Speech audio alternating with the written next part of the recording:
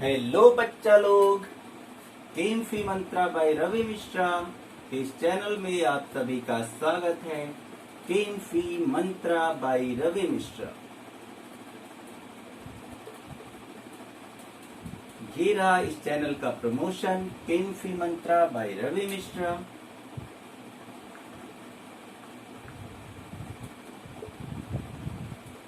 अभी चैनल की शुरुआत है, इसलिए प्रमोशन जरूरी है। आप लोगों का मोटिवेशन जरूरी है, आप लोगों का साथ जरूरी है।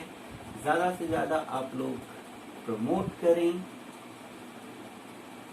जो हमारे चैनल का लिंक है उसे ज्यादा से ज्यादा लोगों को शेयर करें और लोगों को जोड़ने की कोशिश करें। इससे मुझे मोटिवेशन मिलता है कि हम और अच्छे वीडियोस बना पाएं, अपनी क्वालिटी में और ज्यादा इम्प्रूवमेंट कर पाएं। तो उम्मीद है कि आप लोग मेरी बातों को सीरियसली ले रहे होंगे और चैनल के प्रमोशन में अपनी भूमिका निभा रहे होंगे। इसी उम्मीद से हम क्लास 12 की केमिस्ट्री के नेक्स्ट पार्ट को लेकर आए हैं। पिछला पार्ट किसी कारणवश बीच में रोकना पड़ा था, हम वहीं से इस पार्ट को कंटिन्यू करेंगे। तो मेरे चैनल का नाम है केम मंत्रा बाय रवि मिश्रा। इसे आप लोग ज्यादा से ज्यादा शेयर करें, ज्यादा से ज्यादा लोगों को इससे जोड़ें, जिससे मुझे मोटिवेशन मिलता रहे। तो इसी उम्मीद से कि आप लोग मेरा साथ दे रहे होंगे, हम आगे बढ़ते हैं। अब तक आप लोगों का अच्छा साथ मिला है, उम्मीद है आगे भी इसी तरह आप लोग साथ देंगे। तो कल पिछले लेक्चर में जहां तक बातें हुई थी वहीं से हम आगे स्टार्ट करेंगे। पिछले लेक्चर में हम पढ़ रहे थे द्रव्य की तीनों अवस्थाओं के बारे में। इन तीनों अवस्थाओं में अंतर क्या है ये हमें आज चेक करना है। तो हम सबसे पहले ठोस अवस्था पढ़ रहे हैं कि ठोस अवस्था में जो अंतरा आणविक दूरी बताया जा चुका है कि प्रत्येक द्रव्य छोटे छोटे कणों से मिलकर बना होता है। इन कणों को अवयवी कण कहते हैं और इनके बीच की दूरी को अंतरा आणविक दूरी कहते हैं। तो अंतरा आणविक दूरी ठोसों में बहुत कम होती है, कण बहुत पास पास होते हैं, जैसे व्हाइट बोर्ड की कण।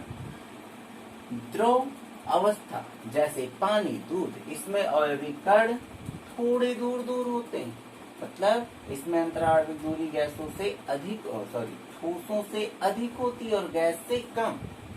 ठीक है। और इसमें अंतरा आणविक दूरी सबसे अधिक, इसमें अवयवी कण बहुत दूर दूर रहते हैं, इसमें अवयवी कण बहुत दूर दूर रहते हैं। तो अगर कोई पूछे कि अंतरा आणविक दूरी सबसे ज्यादा किसमें होती है, तो गैसीय अवस्था में, सबसे कम ठोस अवस्था में, और इन दोनों के बीच में रहता है द्रव अवस्था। इसके बाद हम चेक करेंगे अंतरा आणविक बल। क्या चेक करेंगे बच्चों? अंतरा आणविक बल। अंतरा आणविक बल भी आप लोगों को बताया जा चुका है। क्या होता है अंतरा आणविक बल? किसी द्रव्य के जो अवयवी कण होते हैं, यानी कोई द्रव्य जिन अवयवी कणों से मिलकर बना होता है, उन अवयवी कणों के बीच जो बल लगता है उसे कहते हैं अंतरा आणविक बल। तो इतनी बात तो क्लियर होगी कि ठोसों में अंतरा आणविक बल क्या होगा?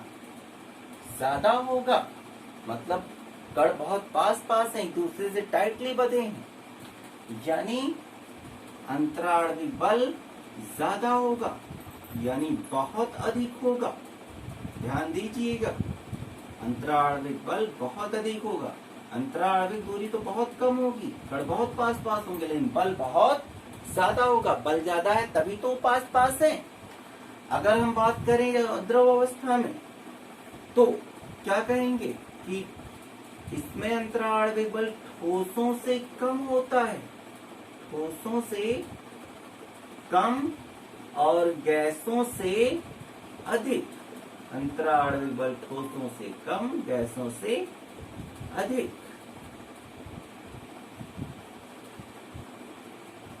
समझ गए? अंतरा आणविक बल इसमें भी होता है, लेकिन ठोसों से कुछ कम होता है और गैसों से ज्यादा होता है। तो ये तो निकम्मे ठहरे गैसीय अवस्था। यहाँ अंतरा आणविक, यहाँ अंतरा आणविक बल क्या होता है? नगण्य होता है।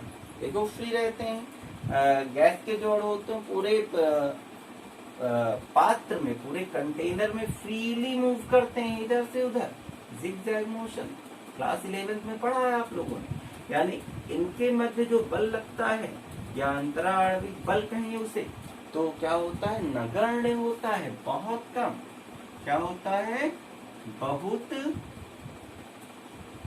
कम होता है, यानी नगण्य होता है। उम्मीद है आप लोग इतनी बातें समझ रहे होंगे। अंतरा आणविक दूरी सबसे कम ठोस में, यानी अविकर्ण पास पास होते हैं ठोसों में, और सबसे ज्यादा गैस में, यानी गैस में अविकर्ण बहुत दूर दूर होते हैं। अंतरा आणविक बल सबसे ज्यादा ठोस में और सबसे कम गैस में। इतनी बातें हो गई इसमें। इसके बाद हम बात करेंगे क्वथनांक की। तीसरे नंबर पे क्या आता है? क्वथनांक। तो क्वथनांक मतलब शायद सबको पता होगा क्वथनांक।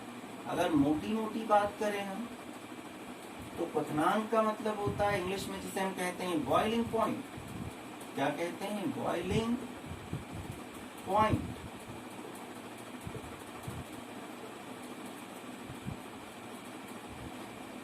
इन सबकी इंग्लिश बता चुके हैं। इंटर मॉलिक्यूलर डिस्टेंस सॉलिड में बहुत कम, यानी कॉन्स्टिट्यूएंट पार्टिकल बहुत क्लोज होते हैं, बहुत क्लोज होते हैं, और इसमें बहुत दूर दूर होते हैं।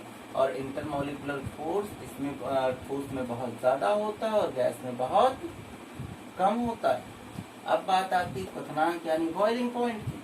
तो नाम से क्लियर है, बॉइलिंग पॉइंट मतलब किसी द्रव का वह ताप जिस पर वह क्या हो? उबलने लगे। अगर हम मोटी मोटी परिभाषा दें तो जिस पर वह उबलने लगे, खौलने लगे।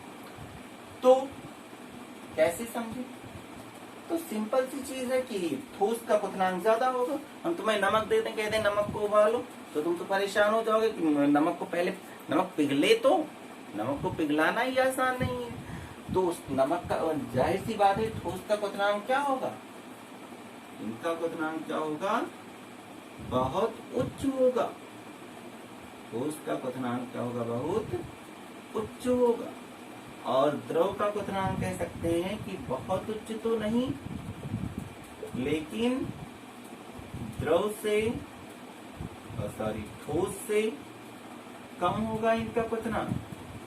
ठोस से कम मतलब क्या है? मतलब ये है कि अगर हमें किसी ठोस को उबालना है तो हमें ज्यादा ताप देना पड़ेगा, और अगर द्रव को उबालना है तो कम ताप। ये तो ऐसे भी क्लियर है। और अगर हम बात करें गैस की, तो इनका तो बहुत कम होता है। बहुत कम मतलब ये तो वैसे ही उबलते मतलब उड़ते रहते हैं। तो इनका क्या होता है? बहुत कम होता है। बोलो इतनी बात बच्चों समझ में आई? इतनी बात समझ में आ गई? उम्मीद है आ गई होगी इतनी बात। अंतरा आणविक दूरी सबसे ज्यादा किसमें होती है? गैस में। सबसे कम किसमें होती है? ठोस में। अंतरा आणविक बल सबसे ज्यादा ठोस में, सबसे कम गैस में। कारण भी समझ में आ गया होगा। यहाँ कण बहुत पास पास होते हैं, क्यों पास पास होते हैं? क्योंकि मजबूती से बंधे रहते हैं, बल ज्यादा लगता है, और इसमें बल कम लगता है, इसलिए दूर दूर रहते हैं। क्वथनांक सब में इसका बहुत ज्यादा, ठोस और द्रव का थोड़ा कम होता है, और गैसों का तो बहुत ही कम होता है। बोलो इतनी बातें क्लियर है? चलो चौथी बात हम चेक करें। चौथी बात हम चेक करते हैं कि इसके जो अवयवी कण होते हैं, अवयवी कण,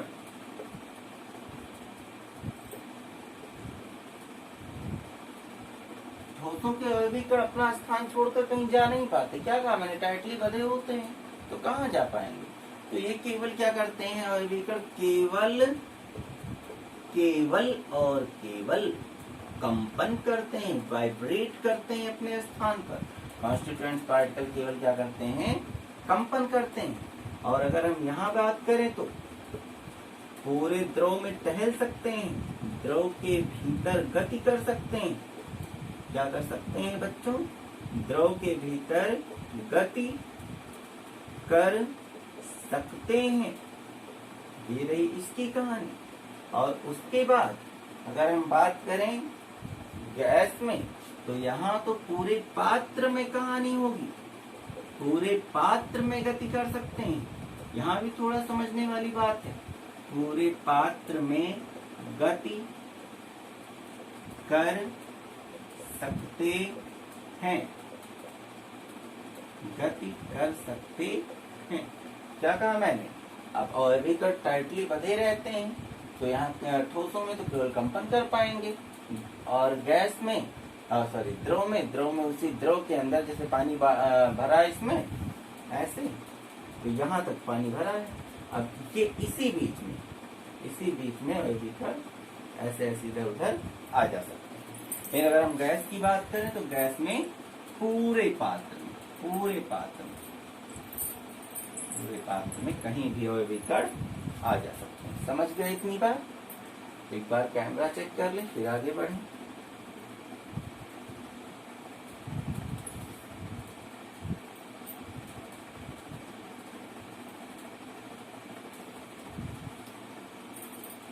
कैमरा सही है। यहाँ थोड़ी सी लाइटनिंग ज्यादा है इस स्पॉट पे जहाँ मेरा हाथ आ रहा है।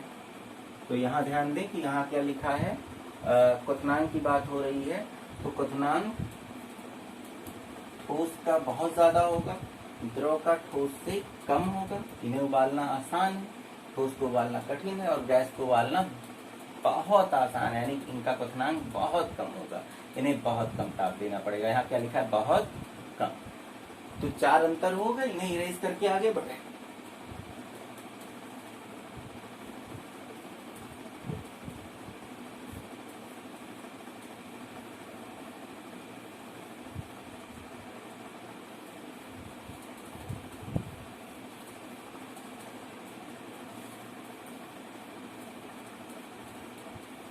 घर में पढ़ाई लिखाई हो रही कि लॉकडाउन का मजा ले रहे?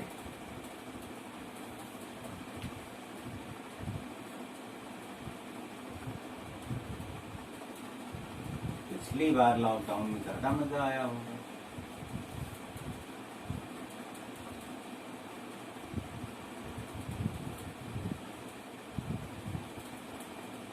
चलो, तो 4 अंतर हो चुके हैं। 5वां अंतर देखो, जब शुरुआत में बहुत दिन बाद छुट्टी मिलती है तो पहले ये होता है कि बहुत दिन बाद छुट्टी मिली है, शुरू के कुछ दिन मजा आता है, लेकिन जब घर में रह के बोर हो जाते हैं, डांट खा खा के सुबह शाम घर वालों की, तो मन करता है कि इससे अच्छा तो स्कूल ही था। खैर क्या करोगे, कर ही क्या सकते हो। तो देखो 4 अंतर हो चुके हैं। अब इसके बाद 5वां अंतर बड़ा फेमस। घर में लड़ाइयाँ भी होती होंगी, दिन भर बैठे रहोगे तो क्या। चलो देखो 5वां अंतर है आयतन। आओ अब आयतन की बात करें। तो ठोस का आयतन घटता बढ़ता नहीं, ठोस का आयतन फिक्स होता है। ये मार्कर है मेरा, तुम इसे ले जाओ, तोड़ ताड़ दो, और या इसे पिघला के कुछ और बना दो, तो इसका आयतन यही रहेगा। आयतन इसका घटने बढ़ने वाला नहीं। यानी आयतन क्या होता है ठोस का? निश्चित होता है, घट बढ़ नहीं सकता, जो है वो रहेगा। अगर हम बात करें द्रव में, तो द्रव का भी आयतन निश्चित रहता है। एक बाल्टी में पानी लो और उसे किसी नए कंटेनर में भगोने में ट्रांसफर कर दो, तो भी आयतन बदल नहीं जाएगा, ये बदल जाता है। अगर ऐसा होता तो मजा आ जाता, पता लगता कि 2 किलो दूध लिया दूध वाले से, और उसे ले जा, मान लो उसने 2 लीटर वाले उससे दिया और 2 लीटर दे दिया, और पता लगा ले जाकर उसे बड़ी बाल्टी में डाल दिया और 2 लीटर दूध 5 लीटर बन गया। ऐसा थोड़ी ना होता है। तो इसका मतलब द्रव अवस्था में भी आयतन क्या रहता है? निश्चित रहता है, जो है वही रहेगा। गैसीय अवस्था में, हाँ, गैसीय अवस्था की कहानी स्पेशल। गैसीय अवस्था में ऐसा नहीं होता। गैसीय अवस्था में घोटाला कर सकते हो तुम। कैसे? तुम किसी से गैस लो, गैस ऐसे कोई बेचता है? गैस ले लो, गैस ले लो। चलो ठीक है, मान लो गैस तुम लो किसी से, तुमने उसने मान लो छोटे से कंटेनर से ऐसे गैस ट्रांसफर कर दिया, ऐसे गैस टुक से निकल के बाहर आ गई और तुमने इसे बड़े से कंटेनर में ले लिया। अब मान लो ये जो था कंटेनर, पात्र था, ये मान लो था 500 ml का। कितने ml का? 500 ml। यानी गैस का आयतन कितना था? 500 ml। वही जब इसमें गई और मान लो इसका आयतन है 2 लीटर, तो वो 500 ml कितने में बदल गया? 2 लीटर में बदल गया। बदल गया कि नहीं बदल गया? यानी गैस का आयतन निश्चित नहीं होता। कहाँ निश्चित है? वही गैस इसमें गई तो अच्छा 2 लीटर सोचो क्यों हो गई?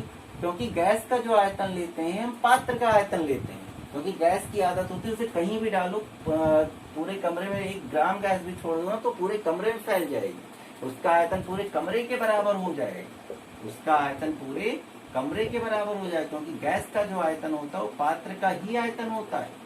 उससे जिस पात्र में रखोगे उसका वही उतना ही आयतन हो जाएगा। तो यानी गैस में अगर हम गैस का आयतन माप के दें कि 2 लीटर गैस ले लो, 3 लीटर गैस ले लो, तो वो फेयर नहीं है, क्योंकि पता लगा कोई तुम्हें 2 लीटर गैस दे रहा है और तुम उसे बड़े बर्तन में ला के रख दिए, पता लगा वो गैस 5 लीटर हो गई, तो ये तो फेयर नहीं है ना। इसीलिए गैस कभी भी तुमने नहीं सुना होगा कि हम 2 लीटर गैस भरवा लाए। कोई कहता है तुमसे कि 2 लीटर गैस भरवा लाए, तुम ही चाहे कहते हो। गधे हो तुम लोग, गधे हो? नहीं हो? हाँ, नहीं हो गधे। तो इस बात को याद रखना, कभी भी मत कहना कि 2 लीटर गैस भरवा लाए। गैस 2 लीटर नहीं भरा जाता, गैस हमेशा किलोग्राम में भरा जाता है, द्रव्यमान लिया जाता है गैस का।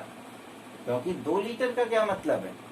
2 लीटर का तो मतलब वही गैस ला के तुम किसी बड़े कंटेनर में रख दो तो वही 5 लीटर हो जाएगा। तो इसीलिए कभी भी गैस का हम आयतन नहीं मापते, हम क्या मापते हैं? द्रव्यमान। तो समझ गए होगी ठोस अवस्था में आयतन क्या होता है? निश्चित होता है। द्रव अवस्था में भी निश्चित होता है। द्रव में भी 2 लीटर है, ठोस में भी जो है वही रहेगा। लेकिन गैस में दिक्कत है, क्योंकि गैस पूरे पात्र का आयतन घेर लेती। तो इतनी बातें समझ में आ गई होंगी। अब देखो छठी बात हम करेंगे आकृति से संबंधित। आकृति, आयतन को इंग्लिश में कहते हैं वॉल्यूम। क्या कहते हैं? वॉल्यूम। यानी ठोस का वॉल्यूम क्या होता है? फिक्स। लिक्विड का भी वॉल्यूम फिक्स, लेकिन गैस का वॉल्यूम फिक्स नहीं होता, अनडेफिनिट होता है, इनडेफिनिट होता है। समझ गए आप? बोलो क्लियर है? मतलब ऐसे कह सकते हो कि इसका अनडिफाइन है, डिफाइन नहीं कर सकते गैस का कि गैस का आयतन कितना है, पता ही नहीं सकते, क्योंकि कंटेनर भर दोगे आयतन बदल जाएगा उसका। ठीक है, अब आकृति देखते हैं। तो आकृति तो ठोस की निश्चित होती है। ठोस की आकृति क्या? ठोस की आकृति क्या होती है? निश्चित होती है। ठोस की आकृति निश्चित होती है। बनावट जो होगी वो फिक्स रहेगी। किसी भी चीज की जैसे ये मार्कर है, अभी बनावट ही रहेगी, तो आकृति निश्चित होगी। लेकिन द्रव की आकृति निश्चित नहीं होती। क्यों? जैसे इसे हम कहीं भी रख दें, यहाँ है तो आकृति निश्चित है, कहीं और ले जाके रख दें तो भी आकृति निश्चित होगी, ऐसी आकृति रहेगी। आकृति थोड़ी ना बदल जाएगी, इस कमरे से कहीं और ले जाके रख दें तो आकृति बदल जाएगी, यही रहेगी। लेकिन द्रव के साथ ऐसा नहीं है। द्रव की आकृति अनिश्चित होती है। लोटे में रख दो लोटे जैसा, कड़ाही में रख दो कड़ाही जैसा, मुंह में भर लो तुम्हारे मुंह के जैसा हो जाए, तो क्या होता है? अनिश्चित होता है।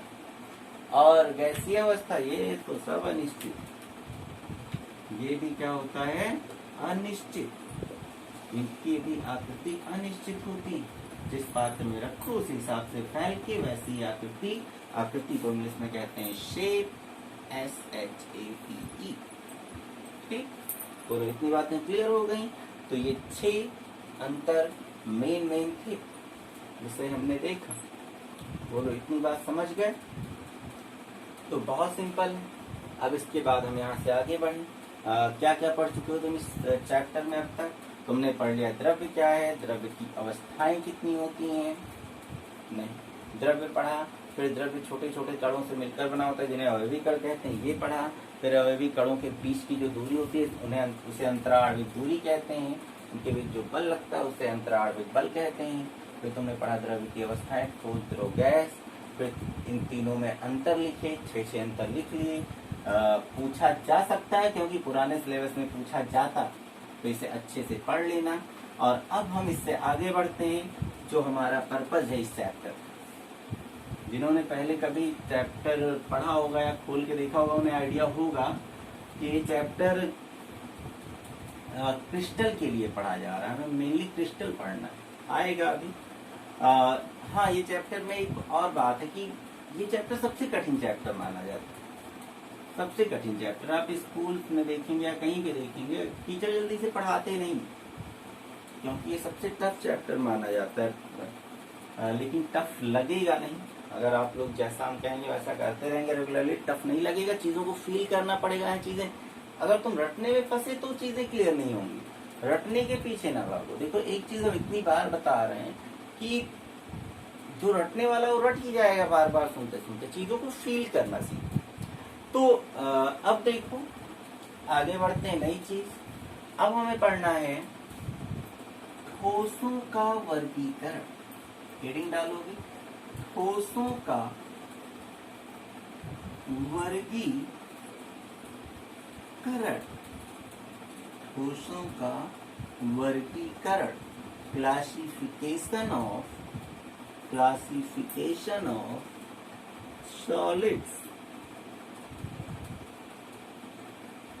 और इस चैप्टर का नाम ही है ठोस अवस्था, तो और किसी के विषय में हमें नहीं पढ़ना, हमें ठोस के विषय में ही पढ़ना।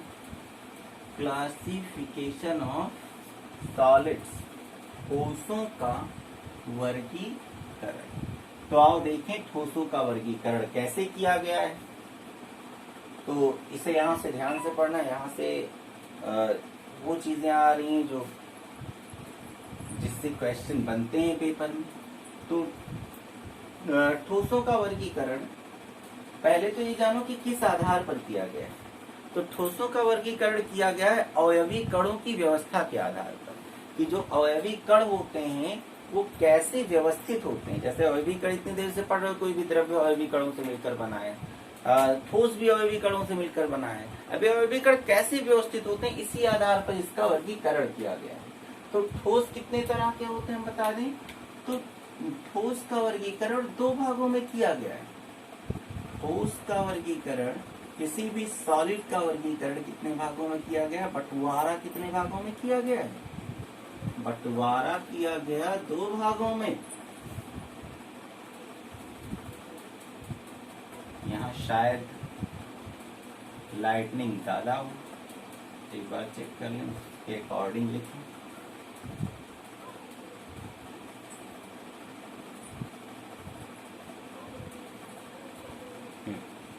ठीक है, तो थोड़ा इधर लिख देते हैं।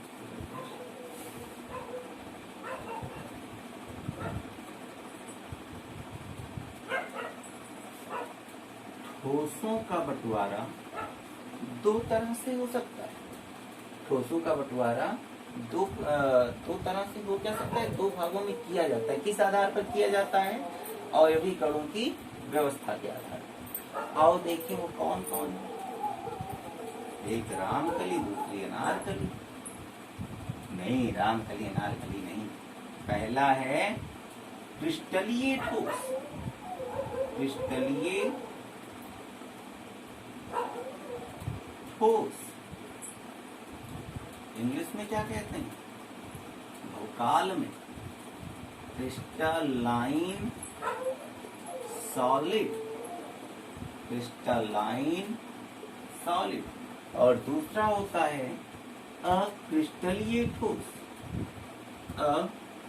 अक्रिस्टलीय ठोस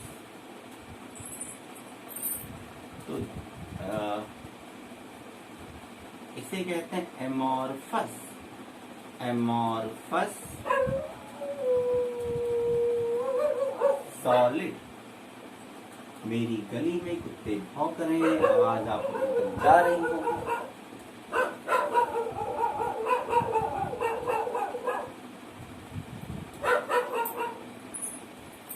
पता नहीं कब तक भौंकेंगे। चलो, कुत्तों का तो काम ही भौंकना, हम लोग पढ़ते हैं। तो ठोसों का वर्गीकरण, कहीं मेरी आवाज सुनते तो नहीं भौंक रहे।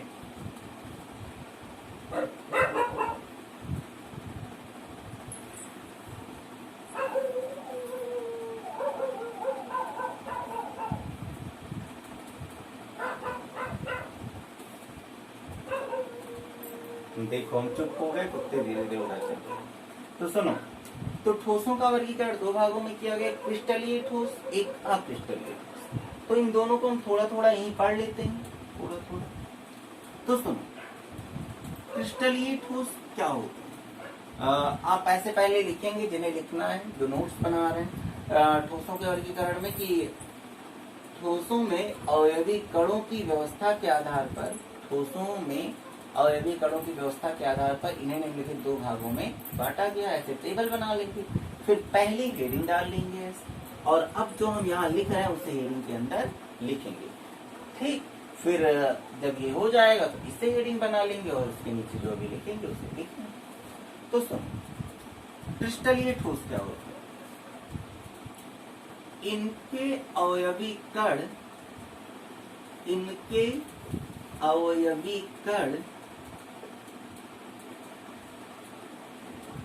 दीर्घ परास में, यहां से टेक्निकल टर्म आएंगे, दीर्घ परास में नियमित क्रम में व्यवस्थित होते हैं। क्या होते हैं? व्यवस्थित होते हैं।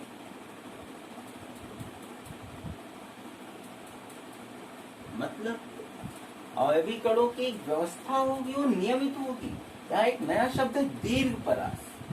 दीर्घ परास का मतलब समझे। पहले नियमित क्रम बनाए, जैसे ये कोई क्रिस्टल है, ये कोई ठोस, ये गोले जो है ये इस ठोस के अवयवी कण है। ये गोले क्या है? इस ठोस के अवयवी कण है। गोला हमसे कभी अच्छा नहीं बनता, तो कषट के लिए खेल है। ये अवयवी कण है। मान लेते हैं एक अवयवी कण ए टाइप का और दूसरा बी टाइप का। तो इसमें ए बी अब और यहाँ बा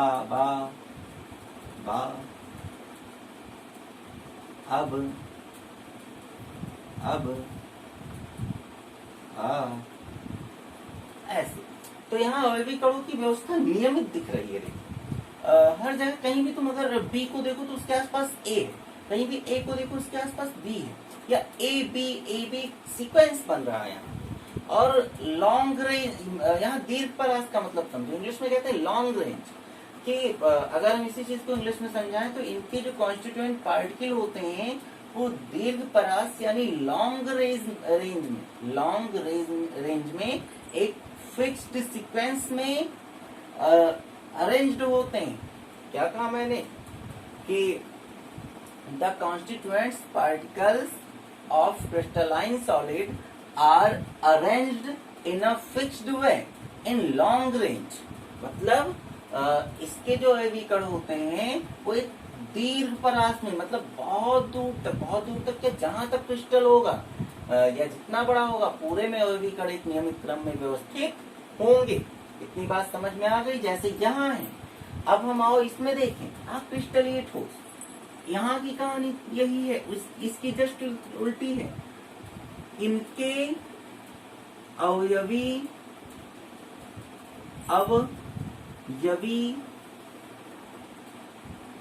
कैमरा चेक करो।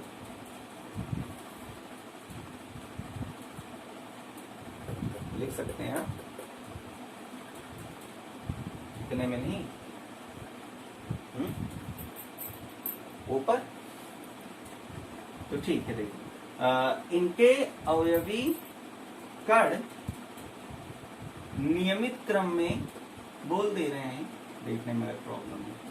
इनके अवयवी कण नियमित क्रम में व्यवस्थित नहीं होते, नियमित क्रम में व्यवस्थित नहीं होते हैं। क्या लिखा है यहाँ, सुन लो। अक्रिस्टलीय ठोसों में इनके अवयवी कण नियमित क्रम में व्यवस्थित नहीं होते हैं। ऐसे को कि इनमें जो अवयवी कणों की व्यवस्था होती है अनियमित होती है। अब बना के सीखें इसे। ये रहे अवयवी कण, ऐसे तो बनाते हैं। ये रहे अवयवी कण, कोई गोला छोटा बना, कोई गोला बड़ा बना। A B A B B A B A B. यहाँ कोई फिक्स्ड सीक्वेंस नहीं दिख रहा, कहीं कुछ सब उल्टा सीधा है। हाँ, यहाँ एक और चीज ध्यान दें, कुछ लोग सोच रहे होंगे कहीं कहीं तो दिख रहा है, भी देखो यहाँ भी दिख रहा है ए बी ए बी, कहीं कहीं तो दिख ही रहा है, बट लॉन्ग रेंज में नहीं है। इसमें नहीं है, दीर्घ परास में नहीं, दीर्घ परास में नहीं।